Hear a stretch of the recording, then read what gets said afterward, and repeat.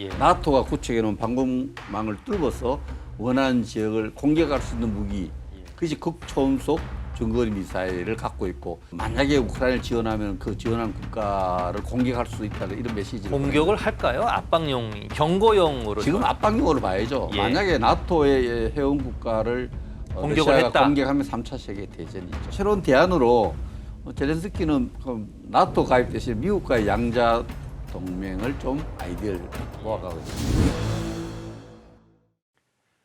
재난안전 119 안보 토크 시간입니다. 한 주간의 안보 이슈를 백승주 전쟁기념사업회장과 자세히 짚어보겠습니다. 어서 오십시오. 예, 반갑습니다. 예, 오늘은 러시아 우크라이나 전쟁 얘기를 집중적으로 좀 다뤄보도록 하겠습니다. 자, 트럼프 대통령이 러시아의 휴전 시한으로 제시한 날이 미국 현지 시간 8일까지입니다. 하루 정도 남았는데요. 러시아는 공격 수위를 낮추지 않고 있죠. 오늘 아침에 속보로 들어온 내용을 보면 이르면 다음 주에 트럼프 대통령이 푸틴과 젤렌스키 대통령을 연이어 만나겠다. 이런 속보도 들어와 있습니다. 먼저 준비된 뉴스 보시고 토크 시작하겠습니다. 기차역이 처참히 부서졌습니다. 잔해로 뒤덮인 선로, 열차는 더 이상 움직일 수 없습니다. 이번엔 우크라이나 동부 하르키우와 헤르손이 타격 대상이 됐습니다. 민간인 최소 10명이 숨졌습니다. 푸틴 러시아 대통령이 완충지대를 만들겠다고 한 지역들입니다. Під час ударів в цих місцях немає, не було. Тому знову це черговий терор нашого, тобто місцевого населення.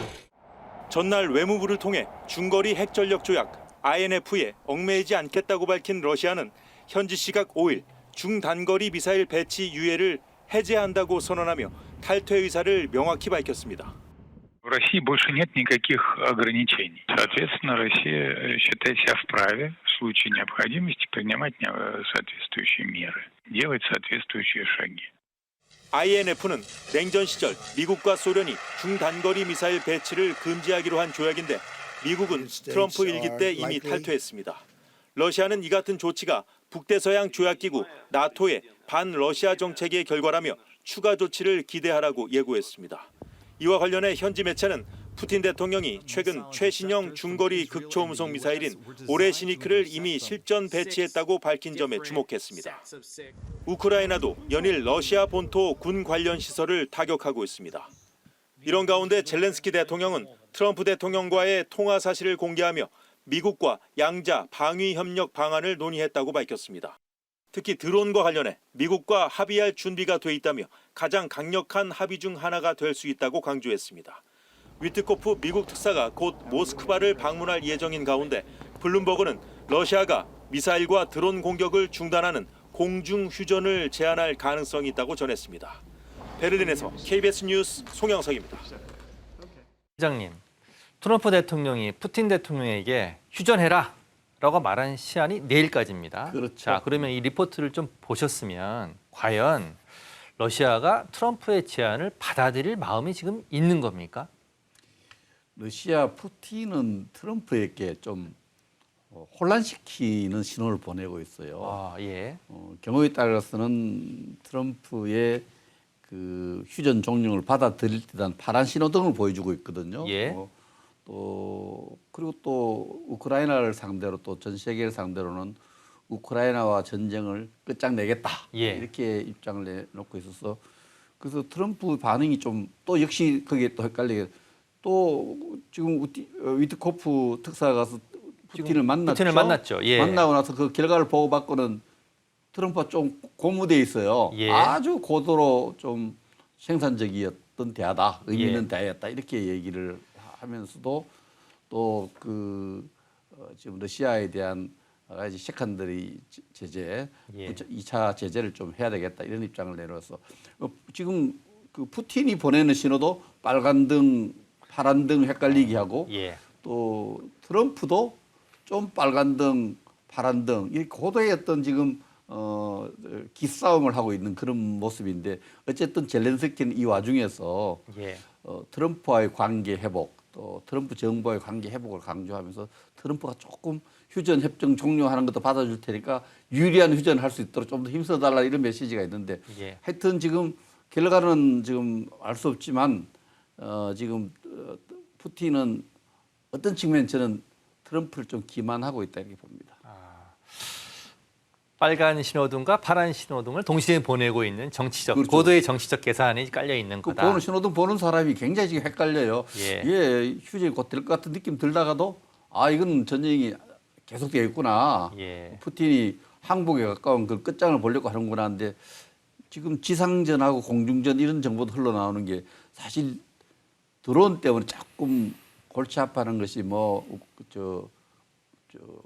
푸틴이에요. 예. 그래서 그런 부분에서 푸틴은 자기가 유리한 지상 전투, 이 지상물 앞세운 전투에는 또 양보하지 않을 것 같은 느낌도 보이고 어쨌든 그래서 공중 푸틴은 휴전 얘기를 지금 예, 러시아가 푸틴- 꺼내고 있는 거군요. 그렇습니다. 푸틴은 이 전쟁의 어떤 종전 과정에서 종전의 결과 이런 부분에서 절대 자기들이 유리하게 끌고 가겠다. 예. 원하는 돈바스 지역 4개 주 완전히 먹고 예. 그것도 향후에 어떠한 경우에도 우크라이나 생존한 우크라이나 정부가 나토의 한 편이 되는 것을 나토 나토에 가입을 가입해서 절대 반대한다. 절대 예. 반대. 그러니까 지금 새로운 대안으로 젤렌스키는 그럼 나토 가입 대신에 미국과의 양자 동맹을 좀 해줬으면 좋겠다. 우리 6.25 전쟁 때 비슷했잖아요. 예. 이수만 대통령이 한미 방위 동맹을 맺어줘야 예. 휴전에 그래도 뭐 동참하겠다 이런 입장하고 비슷해요. 그래서 젤렌스키 대통령이 트럼프 대통령과 전화 통화한 거를 공개를 한 거네요. 나토는 지금 잘 안 될 씨알이 안 먹히니까 예. 미국과 양자 동맹에 조금 아이디어를 모아가고 있는 것 같아요. 근데 앞에 우리 송영석 리포트를 보면 러시아가 푸틴 대통령이 언급하는 완충지대 그러니까 민간인이 있는 지역을 공격을 했습니다. 네. 그리고 사상자가 발생을 했고요. 자, 우크라이나 측에서는 이건 민간인 테러다. 거기는 군사 시설도 없었는데 공격을 했다. 이거 국제적 합의를 위반한 행위는 아닌가요? 그렇게 볼 수는 없고요. 하르키우 주지사도 이제 테러다 이렇게 예. 이야기를 하고 이 말은 젤렌스키가 러시아가 우크라이나 민간을 공격했을 때도 러시아의 테러 행위다. 하고 푸틴도 민간 시설에 대한 공격을 할 때마다 우크라이나 정부가 거의 테러 조직과 같다. 서로 상대방을 비난하고 테러라는 있다. 거는 예. 범죄 단체가 하는 거잖아요. 예. 국가가 하면 전쟁인데 하나의 민간 단체가 군사력을 이용해서 피해를 만들어내면은 우리가 테러다 이렇게 이야기를 하는데 상대방 정부를 폄하하기 위한 어떤 심리전이죠. 예. 너 러시아가 정상적인 정부 아니야? 푸틴 정부 테러 정부야. 왜냐? 민간에 대한 공격을 하니까 푸틴도 그렇게 해야죠. 우크라이나가 왜 군인끼리 싸워야 되는데 왜 민간을 공격하느냐? 민간 인프라를 공격하느냐? 너 테러 수준의 정부 아니 테러 단체 수준의 정부 아니냐? 예. 고도의 그 상대방에 대한 심리전 또 국제 사회를 상대로 한 심리전 상대방의 여러 가지 전투행위가 야만적이고 테러 집단 같다. 심리전의 일종으로 봐야 됩니다.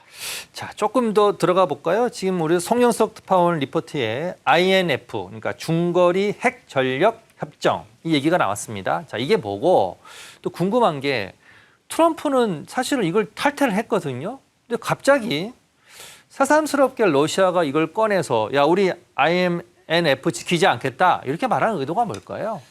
이거는 이제 조금 국제사회의 어떤 냉전 시대 때 레이건 대통령이 기억하시죠? 예. 레이건 대통령하고 고르바초프 대통령이 1987년에 중거리 핵전력 협정 INF (Intermediate Range Nuclear Force Treaty라는 걸 만들었는데 예. 그 핵심이 뭐냐면 그 80년대 초에까지 냉전 때 그 구소련이죠. 구소련과 미국이 고도의 군비 경쟁을 했잖아요. 예. 러시아가 버틸 수 없는 상황까지 간 거예요. 그것을 버틸 수 없는 상황에 가서 우리 중거리 미사일을 감축하자 이 협정을 맺었는데 이 중거리 미사일이 용어가 굉장히 어디까지 중거리로 봐야 되느냐? 예. 사거리가 500km에서 5,500km에 이르는 건데 500km에서 5,500km까지는 중거리로 보자. 중거리로 보고 거기에 해당되는 탄도 미사일 또 다른 미사일들도 배치를 하지 말자. 순항 미사를 폐기하다. 폐기하자. 폐기 배치하자. 아, 이렇게 폐기하기로 했는데 이 문제가 폐기하기로 해놨는데 문제가 좀 생겼어요. 왜냐하니까 그 직후에 이제 91년에 이라크 전쟁이 벌어졌을 때 예. 패트리어트 미사일이 나타나서 예. 그 러시아제 미사일도 막 파괴하거든요. 요격을 하니까 예. 러시아가 새로 미사일을 만든 게 이스칸데라 미사일이라는 게 있어요. 예. 이스칸데라 미사일은 뭐 알렉산더 이름인데 이걸 북한이 갖고 와서 이스칸데라 미사일은 고도를 이렇게 왔다 갔다 낮춤을 고도를 왔다 갔다 하고 또 속도를 왔다 갔다 자유자재로 변형을 할 수 있나 보네, 고도를. 예. 요격 미사일을 회피할 수 있는 그런 예. 미사일을 만든. 어쨌든 그 지금 폐기하기로 했는 것을 그 2017년인가에 트럼프 1기 정부 때 트럼프 대통령이 우리 그 INF 탈퇴를 선언해 버렸어요. 예. 양국이 맺었던 걸. 예. 그리고 2,500km 정도 미사일을 개발해서 동맹국가 또 미국에 배치를 하겠다 선언을 하고 탈퇴를 일방적으로 했어요. 예. 그래서 러시아는 그걸 지키겠다. 또 탈퇴를 우리는 지키겠다는 이 유예선을 해왔는데 이번에 중거리 미사일을 새로 개발해서 배치하겠다. 이건 뭐냐면은 러시아로서는 지금 전쟁이 장기화 이렇게 쭉 가면서 나토가 직접 군사할 조짐까지 있거든요. 예. 그런 부분에 대해서 나토 개입하지 마라. 나토 국가가 군대를 보내갖고 사실 그 우크라이나를 돕는다면 우리가 중거리 미사일로 갖고 그 국가를 공격할 수 있다. 예. 확전될 수 있다는 메시지인데 나토의 직접 개입을 직접 지원을 막으려고 하는데 러시아 좀 명분 없어요. 그냥 북한으로부터 지원을 받고 있잖아요. 예. 북한으로부터 군사 지원, 병력 지원을 받으면서 나토가 우크라이나 지원하는 지원하는 것을 것을 막겠다. 막기 위해서 막는 수단으로서 우리 핵무기도 갖고 있어. 예. 그 장거리 미사일, 중거리 미사일 다 쏠 수 있어.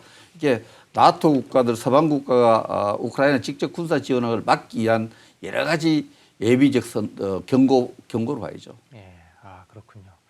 지금 나토가 우크라이나에 무기를 지원하겠다 이런 관련 협정을 맺었는데 저희가 나토 회원국 가운데 네덜란드가 첫 번째 우크라이나 무기 지원국이 됐습니다. 관련 뉴스 보시고 토크 이어가겠습니다.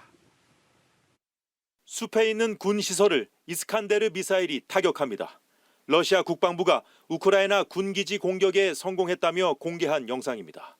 러시아군은 또 현지 시각 4일 극초음속 킨잘 미사일로 우크라이나 공군 기지를 공습했다고도 주장했습니다. 러시아 외무부는 성명을 통해 러시아가 더는 중단거리 미사일 배치 유예에 얽매이지 않겠다고 선언했습니다. 미국이 중거리 핵전력 조약 INF로 제한된 미사일을 유럽과 아시아에 배치하고 있다면서 새로운 위협에 대응하기 위한 조치라고 주장했습니다. 사실상 INF 탈퇴를 선언한 셈입니다. INF는 냉전 시절 미국과 소련이 중단거리 미사일 배치를 전면 금지하기로 한 조약인데 트럼프 대통령은 집권 1기 때 이미 파기를 선언했습니다. 이런 가운데 북대서양 조약기구 나토가 우크라이나에 대한 무기를 지원하겠다고 밝혔습니다. 네덜란드를 시작으로 순번에 따라 미국산 무기를 대량 구매해 지원하기로 했습니다.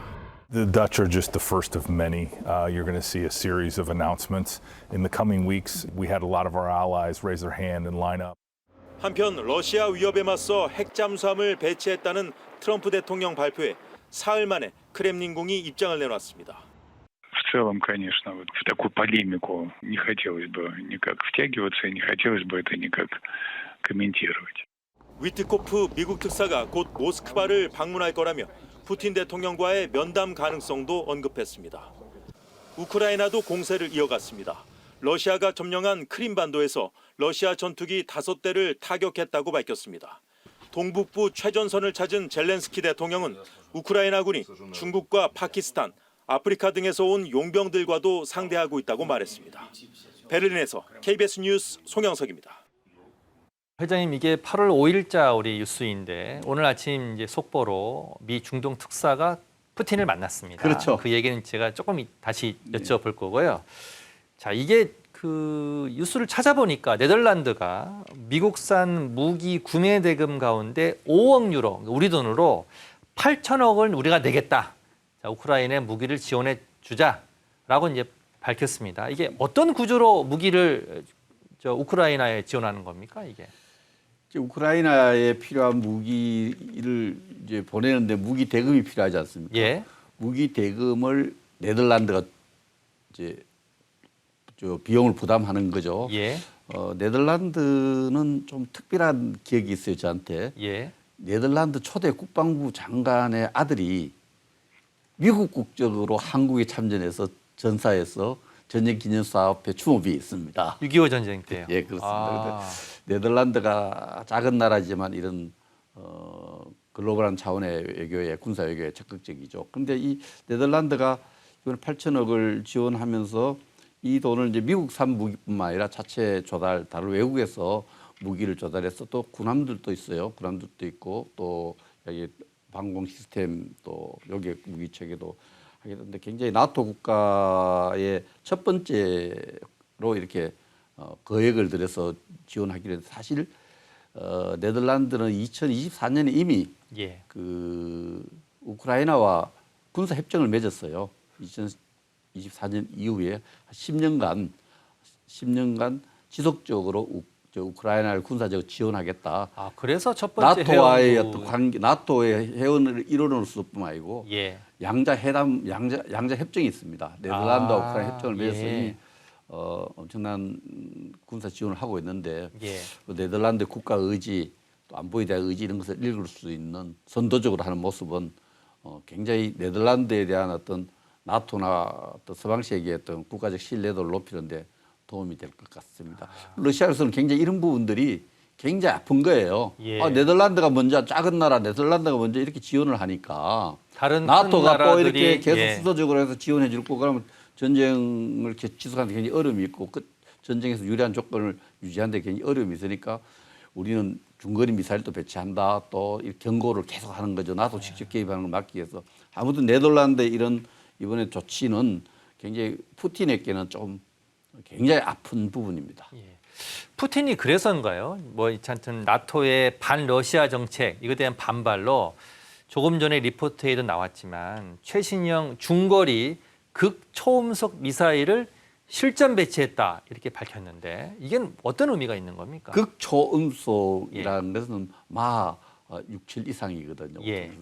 그래서 우리가 패트리어트라든지 요격 체계 무기 체계는 어느 정도 속도가 극초음속 단계로 가면 요격을 할 수 없어요. 예. 기존에 있던 방공망 시스템이 의미가 없어지는 거죠. 예. 나토가 구축해 놓은 방공망을 뚫어서 원하는 지역을 공격할 수 있는 무기, 예. 그것이 극초음속 중거리 미사일을 갖고 있고 그것을 만약에 우크라이나를 지원하면 그 지원한 국가를 공격할 수 있다는 이런 메시지를 공격을 할까요? 압박용, 경고용으로 지금 압박용으로 봐야죠. 예. 만약에 나토의 회원 국가를 공격을 러시아가 했다. 공격하면 3차 세계 대전이죠.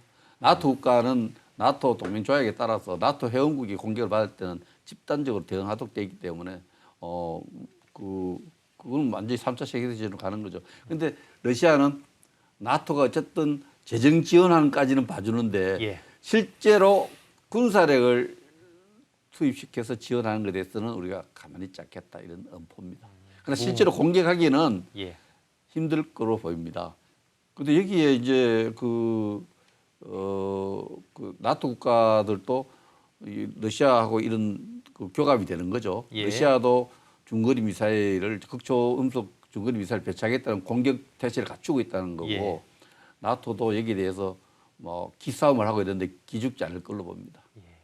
특히 영국과 지금 프랑스 이런 큰 나라들이 예. 우크라이나에 대한 지원을 미국보다 더 선도적으로 오히려 미국 트럼프를 설득하고 있거든요. 트럼프 대통령은 지금 무기 지원을 일단 중단. 했다가 다시 이제 나토의 영국, 프랑스가 설득하니까 설득 당한 거죠. 예. 무기 대금 그러면 나토 좀 대라. 무기 예. 우리가 될게 이런 지금 지원 행태를 보이고 있습니다. 자, 우크라이나 입장에서는 나토의 지원이 지금 든든한 배경이 되고 있고 트럼프와도 잘 이렇게 회의를 또 협의를 해서 뭔가 지원을 받아내려고 하는데 저는 좀 궁금한 게 있어요. 젤렌스키 대통령이 트럼프하고 지금 통화 내용을 공개하면서 드론과 관련해서 미국과 합의할 준비가 돼 있다 이렇게 얘기를 했습니다. 자, 드론이 전쟁 초기에는 우크라이나의 든든한 공격 무기가 됐어요. 그런데 이 이후에는 러시아도 드론을 많이 생산하고 그렇죠. 있거든요. 그런데 그러면 미국과 드론과 관련해서 합의할 준비가 돼 있다. 이건 어떤 의미입니까?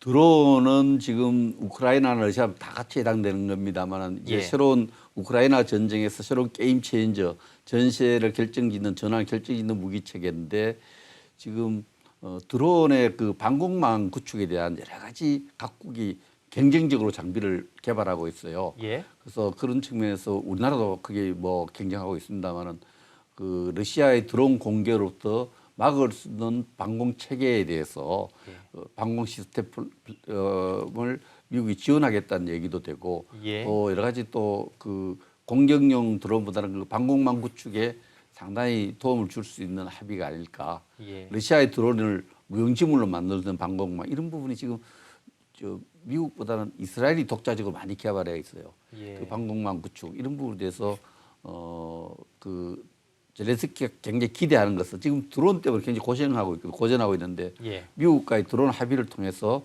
러시아의 공격적인 드론, 자살 드론의 공격으로부터 조금 방어할 수 있는 체제에 대한 도움을 기대하고 있는 것 같습니다. 지금 자막에도 나오는데 아까 조금 전에 말씀하신 것처럼 지금 러시아의 푸틴 대통령은 우크라이나가 나토에 가입하는 걸 결사반대하고 있잖아요. 그렇습니다. 자, 우크라이나는 지금 나토에 가입하지 않으면 언젠간 또 러시아가 공격할 수 있다는 위험에 처할 가능성이 있고요. 자, 그래서 트럼프한테 방위 협력 이걸 지금 논의하고 있다면 그게 하나의 그 협상 카드로 제시될 수 있지 않을까요? 어떻습니까? 제시될 수 있다고 봅니다. 지금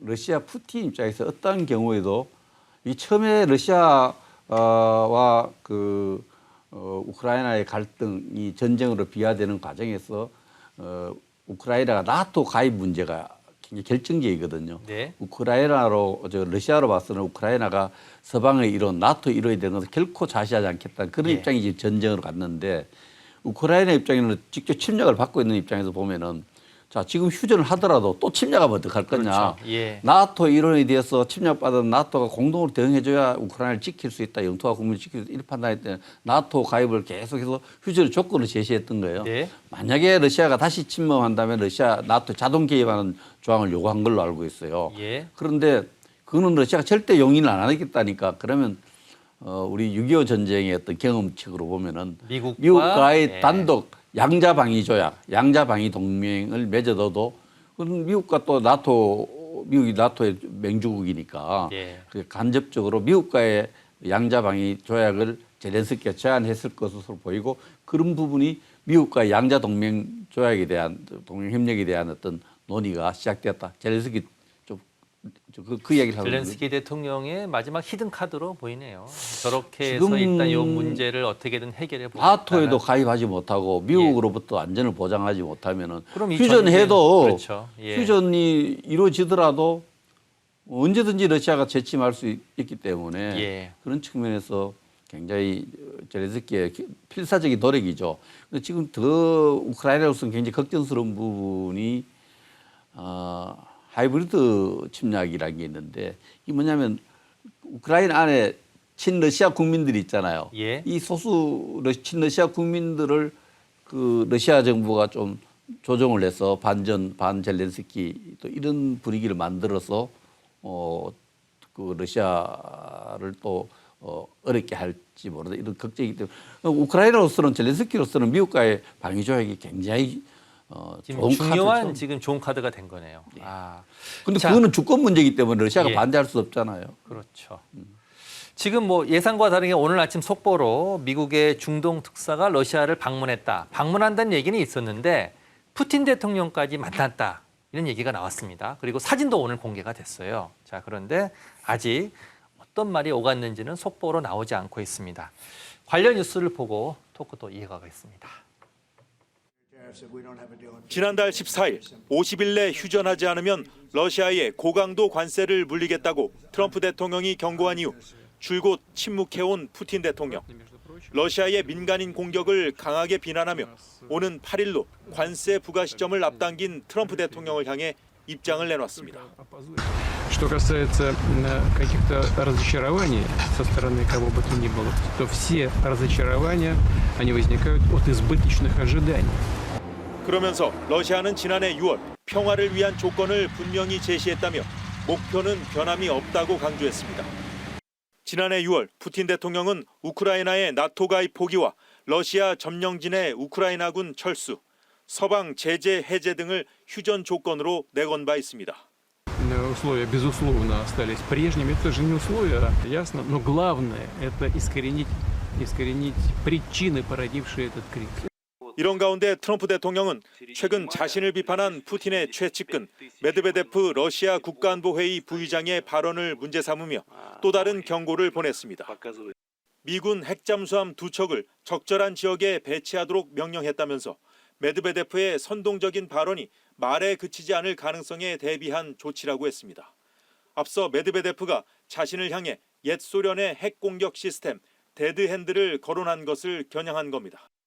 또 푸틴 대통령은 러시아군이 현재 모든 전선에서 진격하고 있다며 단 한 명도 헛된 희생이 없다고 했는데 트럼프 대통령은 지난달에만 러시아 병사 거의 2만 명이 사망했다며 불필요한 죽음이라고 반박했습니다. 베를린에서 KBS 뉴스 송영석입니다. 자, 회장님, 미국 중동 특사가 푸틴을 만났으니까 요 얘기부터 좀 여쭤보겠습니다. 아직 어떤 말들이 오갔는지 나오진 않고 있는데 과연 어떤 걸 협의를 좀 했을까요? 어떻게 보십니까?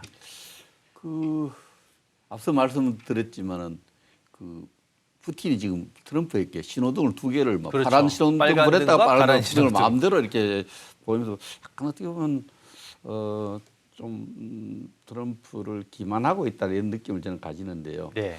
위트코프 특사한테는 좀 파란 신호등을 보여준 것 같아요. 아, 우리가 일단 만난 것 자체가 우리가 그렇죠. 저 예. 이미 서방에 미국 트럼프한테 제안한 것은 유효하다. 나토에 가입하지 우크라이나 나토에 가입하지 않고 또 그때 크루츠크를 크루츠크 지역을 이제 우리 저 우크라이나가 점령하고 있었거든요. 그 점령지 철수하고 예. 또 러시아에 대한 제재가 해제되면 우리가 휴전할 거다 이런 걸 했는데 유효하다 예. 이런 메시지를 주니까 트럼프는 그와 관련된 보고를 받았겠죠. 예. 지금 저 이전에 푸틴이 트럼프한테 약속은 지킬 거다 이렇게 이야기를 했는데 근데 그러고 나서 이제 지금 트럼프 반응이 좀 재밌죠. 트럼프는 고도로 생산적이다 이렇게 표현을 하고 또 젤렌스키와 곧 푸틴과 3자가 뭐 시차를 두고 만날지 3자회담 예. 이야기도 나오고 다음 주부터 푸틴 만나고 또 연이어서 젤렌스키 만나고 이렇게 하겠다고 근데 지금 발표를 했어요. 전 세계의 또 우리 네티즌들이 국민들이 볼 때는 트럼프가 금방 러시아에 대해서 엄청난 제재를 할 것이 해서 긴장했다가 예. 또 좋은 소식이 있을 겁니다 하니까 또 마음을 놓았다가 이렇게 하는 분위기인데 저는 지금 푸틴으로서는 제일 지금 중요한 것이 전쟁을 계속 하고 싶은데 전쟁하려면 돈이 필요하잖아요. 예. 전비가 필요한데 이 전비를 조달하기 위해서는 러시아가 원유밖에 팔 게 없어요. 예. 원유를 인도에 팔고 또 중국에 팔고 튀르키예에 파는데 지금 인도 중국의 그 제재 관세를 통한 제재 원유 도입을 좀 막아야겠다는 이런 말에 좀 긴장을 하고 있지 않느냐. 그래서 일단 그걸 좀 시간을 벌기 위해서 예. 우리가 제안한 것이 유효하다 이런 메시지를 위트코프라는 특사를 통해 전했고 이런 부분에 대해서 트럼프는 자기 말이 좀 먹혀 들었으니까 기분이 좋아 있는 거예요. 서로 생각은 좀 다른 것 같네요. 러시아는 시간을 벌기 위해서고 트럼프는 자기 말이 먹혔다고 생각하고. 그렇게 신호등을 한 개만 들고 보여줘야 되는데 여러 개를 빨간 등, 노란 등 이게 보내니까 그 신호등을 본 사람들이 계속 그 진실을 잘 모르고 있는 거예요. 트럼프는 빨리 종전을 만들겠다는 의지는 그렇죠. 분명해요. 예. 어떤 수단을 통해서 어떤 조금 양보를 하든 하는데 지금 푸틴은 지금 전황이 유리하니까 좀 정말 항복에 가까운 종전, 엔드스테이트를 만들고 싶은 거죠. 지금 내일까지가 협상 시한인데 내일이 지나면 또 트럼프 대통령이 어떤 입장을 내놓을지 궁금해지는데 자 일부 언론 보도에서는 러시아가 공중 휴전을 제안할 가능성이 있다. 이게 왜 필요한 겁니까 러시아한테는? 러시아는 그 휴전에 대해서 소극적이지 않는다는 이미지를 만들고 싶은 거고요. 예. 우리는 여러 가지 휴전을 위한 여러 가지 제안을 했다 이런 얘기를 하고 싶은 거고 네. 사실 그 러시아로서는 그 공중전 이 드론이라든지 미사일 공격으로부터 러시아가 조금 고통스러운 부분도 있어요. 예. 최근에 들어서 그 우크라이나가 조금 전에 뉴스에 나왔지만 이미 2014년 이후로 점령한 크림반도에 있어서 우크라이나 공세를 강화하고 있고 예. 전선을 돈바스 지역에서는 분명히 그 동부 지역에서는 러시아 지상군이 유리하지만 다른 지역에서 모스크바 인근 지역까지 드론이라든지 미사일 공격이 진행되니까 이런 부분이 민심을 자극할 수 있거든. 반전 분위기를 만들 수 있는 이런 부분이기 때문에 어쨌든 러시아에서는 지금 지상군이 매우 유리하니까 유리한 지상군은 빼고 드론이라든지 미사일 공격은 조금 뭐 중단해도 별 손해가 없다 생각하는 거죠. 유리한 건 계속하고 불리한 거는 좀 안 하는 방향으로 그렇죠. 지금 얘기를 하고 있는데 자 지금 우리가 미국과 러시아, 미국과 우크라이나 얘기만 계속 해왔는데 사실은 전쟁의 당사국은 우크라이나와 러시아입니다. 그렇죠. 지금 3차 회담까지 진행이 됐는데 이게 더 이상 지금 진척은 없고 젤렌스키 대통령이 8월 말까지 푸틴 대통령하고 양자회담을 하자라고 제안도 했습니다. 네, 그렇죠. 거기에 대한 답도 지금 없는 상황이죠.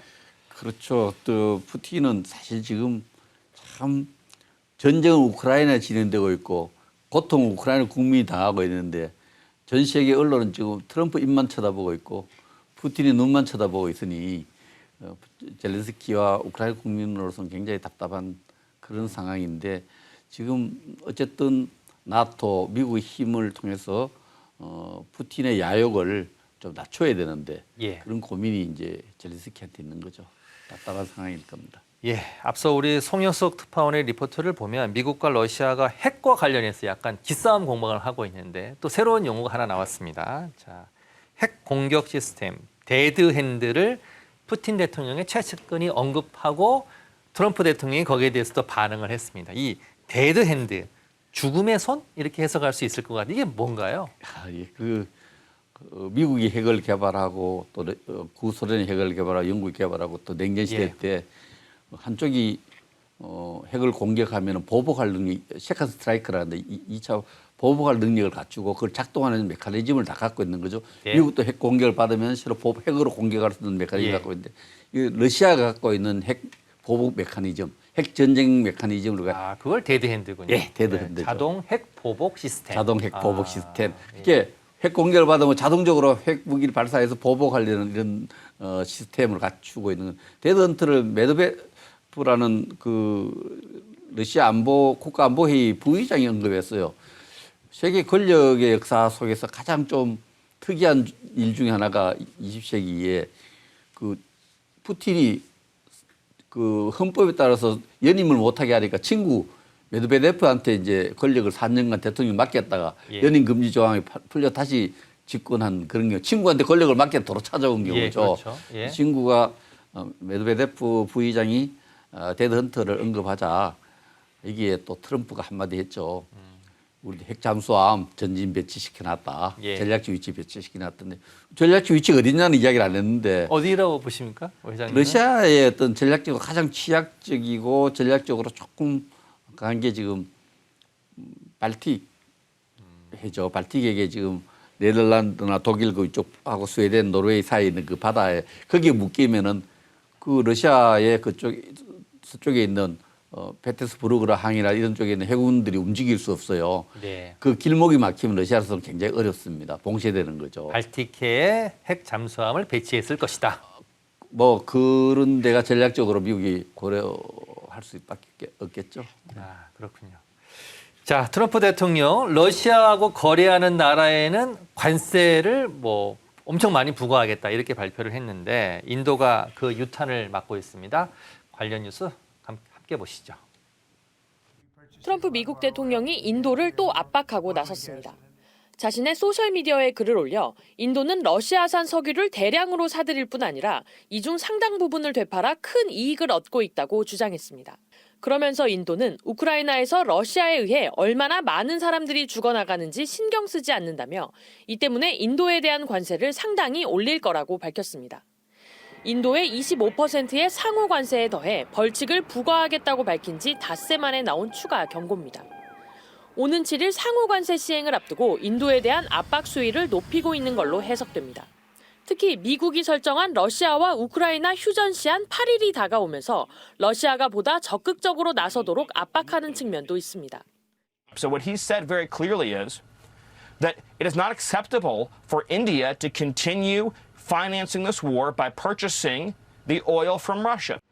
인도는 부당하다며 강하게 반발했습니다. 인도 외무부는 성명을 통해 우크라이나 전쟁 이후 인도로 오던 공급 물량이 유럽으로 가면서 러시아로부터 수입하기 시작했던 거라고 항변했습니다. 특히 유럽과 미국은 여전히 러시아의 각종 제품을 수입하고 있다면서 인도는 다른 나라와 마찬가지로 국익과 경제 안보를 지키기 위해 모든 조치를 취할 거라고 강조했습니다. 인도가 농업 시장을 열고 러시아산 석유 수입을 멈추라는 트럼프 대통령의 요구에도 버티고 있는 만큼 양국의 갈등은 한동안 계속될 걸로 보입니다. 워싱턴에서 KBS 뉴스 김지숙입니다. 회장님, 트럼프의 반기를 든 나라가 전 세계에 딱 3개입니다. 중국과 인도, 러시아. 그 가운데 인도 얘기 좀 해보겠습니다. 먼저 팩트 체크부터. 인도가 러시아로부터 사들인 석유로 큰 돈을 벌었다. 이게 트럼프 행정부의 주장이거든요. 이게 팩트가 맞습니까? 맞습니다. 아, 그래요? 예. 그 인도와 인구가 뭐 약간 통계의 불확실성도 있지만 14억에서 15억 정도 오차가 크죠. 예. 중국을 넘어서 세계 최대의 인구를 갖고 있고 그만큼 내수 시장이 큰 거예요. 예. 그래서 인도가 또 중앙 정부와 지방 정부의 관계에서 보면은 지방 정부의 자율성, 지방 정부의 권력 권한이 굉장히 센 나라입니다. 예. 그래서 중앙 정부 통제할 수 없는 영역도 있고 그런데 어쨌든 우크라이나 전쟁 이후에 러시아 원유를 에너지 수입을 전부 서방이 줄여서 러시아에 돈줄을 지어서 전쟁을 중단시키려는 노력이 사실 인도와 중국 때문에 좌절되고 있거든요. 예. 인도가 러시아산 원유를 한 38% 정도 수입을 폭증한 거죠. 수입을 하고. 예. 지금 그 부분은 검증이 필요한데 이 인도가 또 원유를 수입해서 값싼 원유를 수입해서 다른 나라에 팔아서 이익을 챙기고 있다. 되팔아서 이익을 챙기고 그래서 있다. 아무튼 인도 갖고 있는 러시아 원유 수입은 사실 러시아가 전쟁을 지속할 수 있는데 굉장히 큰 힘이 되죠. 예. 그다음에 이제 중국이죠. 미국의 그 어떤 중국도 러시아산 원유 한 47%를 수입한다 그러네요. 예. 그리고 인구가 유럽에서 큰 나라인 트리키예가 또 터키, 러시아 원유를 트리키예. 예. 많이 수입해서 이 세 나라의 원유 수입을 안 한다면 그 러시아의 재정이 굉장히 고갈 상태로 갈 거고 이 재정은 결국 전쟁을 수행하는 능력뿐만 아니라 그 공급 능력, 국가 공급 능력을 완전히 좌절시키면은 마비시키면 러시아 국민도 좀 반전 운동도 좀 일어나고 이래야 되는데 예. 이 사실 인도, 중국, 튀르키예의 원유 수입이 푸틴이 계속 전쟁할 수 있는 여건을 만들어주고 있다고 바라는데 미국은 자금줄이 되고 있네요. 미국이 그걸 네. 이제 트럼프 그걸 알고 있거든요. 트럼프는 그걸 다 알고 있으니까 그 인도에다가 원유 수입을 좀 하지 말아달라 이렇게 그 안 하면은 지금 관세를 50%로 올리겠다고 예, 원래 냈죠. 최초는 25% 상호 관세에다가 벌칙이요. 오늘 벌칙을 25% 추가로 50%가 됐습니다. 근데 사실 인도는 IT 제품이라든지 인도 생산품을 미국이 하나의 인도의 첫 번째, 두 번째 무역 파트너예요. 예. 인도도 상당히 고통스러울 거지만 그러나 내수 시장이 워낙 크니까 다른 작은 나라들 또 대미 무역 의존도가 높은 나라에 비해서는 관세 카드 그렇게 잘 안 먹히될 것 같아요. 제가 팩트만 조금 정리해 보면 우크라이나 전쟁 전에는 인도의 원유 수입량에서 러시아산 비중이 0.2%에 불과했습니다. 예. 자, 그런데 전쟁 이후에 35% 최대 40%까지 확대가 됐으니까 트럼프 대통령의 지적은 사실은 일리가 있어요. 맞습니다. 예, 인도가 러시아의 원유를 많이 수입하고 있다. 그것도 값싸게. 예, 그리고 그걸 되팔고 해서 큰 돈을 벌고 있다고 얘기했는데 이렇게 관세를 50% 물리면서 압박을 하면 우리 회장님 말씀은 그래도 인도는 끄떡없다. 영향이 없을 거라고 보는데 정말 그럴까요? 아니면 영향을 좀 받을까요? 50% 관세면요. 뭐 영향은 받겠지만 또 미국은 또 이걸 지속적으로 오랫동안 끌고 갈 수가 없어요. 예. 쿼드라고 들어보셨죠? 쿼드. 호주랑 호주, 예. 일본, 미국, 인도 사자 안보 대화체가 있어요. 예. 이 대화체가 결국은 뭐 앞에 역대 미국 대통령 21세기 미국 대통령 역대 추진하고 있는 인태 전략, 인도 태평양 전략의 핵심적인 새로운 어떤 메커니즘이거든요. 여기에 엄청난 상처가 되는 거예요. 인도가 예. 빠지면 예. 중국을 견제하는데 그래서 관세 정책만으로는 조금 장기적으로 하면 미국이 덕을 볼 수 있지만 미국이 원하는 변화를 기대할 수 있지만 그러나 안보 분야에서 큰 손실이 생겨요. 인도 태평양 전략에서 인도가 빠져요. 다시 태평양 전략으로 돌아가야 돼요. 그런 측면에서 인도는 안보 카드와 관세 카드 이런 부분을 같이 보면은 인도가 버틸 수 있는 지렛대가 많은 거죠. 인도와 중국은 마음을 변하지 않을 것이다라고 보시는 거군요. 예, 그렇습니다. 아, 트럼프가 아무리 압박을 해도. 그리고 인도 중앙 정부가 지방 정부라든지 기업에 대해서 그렇게 그 경제 활동을 제약할 수 있는 권한이 크지 않아요. 지방 정부가 너무 세기 때문에 인도 중앙 정부 통상 정책에 대해서 그렇게 압박을 할 수가 없는 구조입니다. 사실 모디 총리하고 트럼프 대통령이 사실 사이가 좋아서 브로맨스다 이렇게 언론이 표현하고 그럼요. 있는데 인도 그 태평양 전략에 새로운 인도가 미국하고 어떤 협력 관계를 구축하고 그 미국의 투자, 인도 내수 시장이 그 윈윈할 수 있는 조건이거든요. 알겠습니다. 자, 우리 얘기 좀 해보겠습니다. 지금까지는 우크라이나, 러시아 전쟁 얘기였는데 자, 한반도에 대해서 자, 오늘 아침에 일부 언론에서 보도한 바에 따르면 한미 정상회담이 8월 25일로 잡혔다. 이런 보도가 있었습니다. 아직 대통령실의 공식 발표는 없었고요. 자, 그러면 이제 한미 관세 협상 타결 이후에 한미 정상회담에서 투자나 그리고 지금 약간 삐걱거리고 있는 농산물 수입 개방 이런 거에 대한 어떤 어느 정도의 결론이 나올 것으로 보이는데 잘 진행이 되겠죠? 어떻게 보십니까? 그 정상회담은 해결되지 않은 것을 해결하는 회담이 될 수도 있고 예. 이미 양측이 실무진선에서 앞선 관시회담 이런 데서 합의된 것을 좀 디테일을 조율하는 그런 회담이 될 수도 있고 제가 볼 때는 큰 틀에서는 합의된 것을 예. 세부 조정하는 그런 차원의 경제 문제는 그렇게 갈 거고 통상 문제 또 입장 차이가 있는 부분들이 있지 않습니까? 이런 걸 조절하는 쪽으로 경제 관세 문제는 어느 정도 합의가 돼 있는데 조금 이제 제가 관심을 갖고 보는 것은 안보 문제에 대해서 예를 들면 이전 정부 직전 정부의 워싱턴 선언에 대한 또 새로운 선언이 나올 것인지 워싱턴 선언을 따라갈 것인지 예.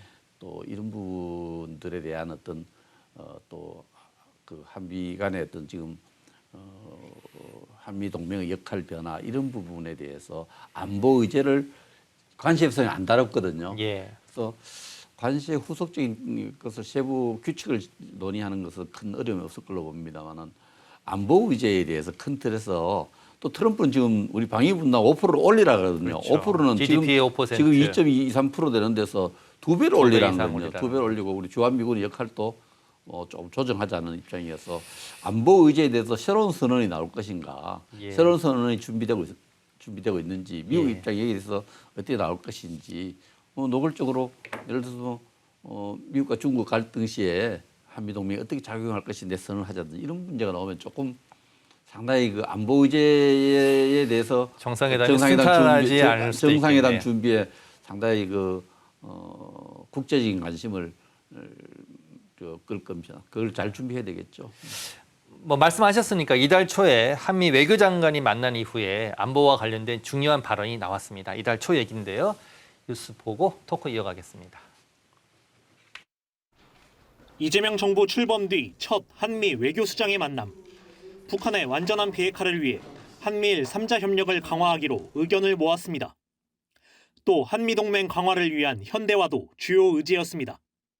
한미 동맹 관련 이슈 이런 것들도 얘기를 나눴습니다. 루비오 장관은 제가 들고 온 이슈들에 대해서 대답을 하고 자기 할 얘기도 하고. 동맹 현대화에 있어 미국 측이 방점을 두는 건 전략적 유연성. 주한미군의 역할을 확대해 중국 견제에 활용하는 방안을 검토하는 겁니다. 이와 관련해 정부 고위 당국자는 이번에 그 논의까지 들어가진 못했다면서도 주한미군의 역할과 성격은 변화가 있을 수 있다고 생각한다라고 말했습니다. 우리 정부 당국자의 이 같은 언급은 이례적인데 주한미군이 미중 사이 분쟁에 투입될 경우 우리도 미중 사이 선택의 압박에 직면할 수 있기 때문입니다. 이 당국자도 발언 취지에 대해 미국이 왜 그러는지, 즉 미국에서 왜 전략적 유연성 이야기가 나오는지 이해할 수 있었다는 뜻이었다고 확대 해석을 경계했습니다. 주한미군의 전략적 유연성을 무제한적으로 허용하는 건 또 우리한테는 문제거든요. 한반도가 이제 발진 기지로 인식되는 문제가 있기 때문에 적절한 중간선 이런 부분을 좀 찾아야 될 겁니다. 또 트럼프 행정부가 국내 총생산의 5% 수준으로 국방비를 늘리라는 요구에 대해선 이번에 구체적으로 이야기하지 않았다고 설명했습니다. 다만 통상 이슈가 마무리된 만큼 미국이 동맹 현대화를 본격적으로 꺼내들 것으로 보이는데 양국의 외교, 국방장관이 참여하는 2+2 협의가 진행될 거란 전망도 나옵니다. KBS 뉴스 양민철입니다. 회장님, 그동안 주한미군은 대북 방어였습니다. 우리가 통상적으로 알고 있는 걸. 자, 근데 이 주한미군의 성격과 역할을 중국 견제에 활용한다. 그러면서 용어를 동맹의 현대화. 저는 용어가 마음에 들지 않는데 동맹의 현대화. 현대화라는 게 뭔지 이거 어떻게 해석을 좀 해야 되는 겁니까? 근데 내용은 우리가 20년 전에 들었던 플렉서빌리티, 예, 유연성. 동맹 유연성. 예. 그 당시에도 이제 그때는 미국이 2개 세계 전쟁에 동시에 할 때 어떤 붙박이 군대에 대한 개념을 줄이고 필요하다면은 좀 옮겨서 사용할 수 있는 그렇게 그 당시에는 중동과 한반도 전쟁이 중동의 전쟁이 벌어지면 주한미군을 중동 지역으로 좀 유연하게 옮겨서 작전할 수 있는 이런 개념이었는데 오늘 지금 현대화라는 말은 새로운 용어로 이제 한미 동맹의 현대화, 동맹의 현대화, 뭐가 현대화인지 잘 모르겠습니다. 아직 구체적 개념이 발전돼 있지 않지만 지금으로 봐서는 미국이 이 동맹 현대화라는 말은 지금 한국 국방비를 좀 2배로 올리고 GDP의 5% 미국이 생각한 GDP 올리고 이제 북한에 대한 북한 위협에 대해서는 한국 국군이 전담해도 되지 않느냐 그 정도 능력이 되지 않느냐. 그러니까 주한미군은 한반도 이외의 어떤 용도로 사용될 수 있도록 하는 거고 내용적으로 들어가면 동맹 현대화 속에서는 이제 전작권의 어떤 전환에 따른 준비를 점검하고 그에 대한 전환 준비 이런 부분도 들어갈 수 있지 않냐 생각하는데 어쨌든 동맹의 현대화란 말 속에는 현대화란 말에 집착할 것이 아니라 현재 이제 한미 동맹의 역할과 구조 또 비용 이런 모든 문제에 대해서 새로운 차원으로 한번 전환을 시켜야 되겠다. 그 현대화란 말은 현대화 그보다는 지금의 상태를 바꾸고 변화시키겠다 이렇게 생각해야 되죠. 변화로 보자. 그래서 예를 들면 지금 트럼프가 2017년, 18년도에 우리한테 제안 이야기한 것은 왜 그 전략 자산들 북한 핵 위협이라든지 북한 위협에 대해서 미국 일시적으로 전략 자산이 이제 한반도에 가서 훈련하는 거 전략 자산 전개란 말을 쓰잖아요. 전개를 하는데 그걸 하는데 비용이 많이 들어요. 군사 훈련이라는 게. 그런 전개 비용을 왜 미국이 부담해야 되느냐 이런 주장이 있었는데 어쨌든 결과적으로 현대화 말 속에 우리 국방비의 부담은 늘어나고 미국의 부담을 줄이자는 그런 경제적 용어가 딱 함축적으로 있지 않느냐. 저는 그래서 우리 정부의 국방비 부담이 늘어나는 것이 현대화 속에 담겨 있을 것 같아서 좀 걱정입니다.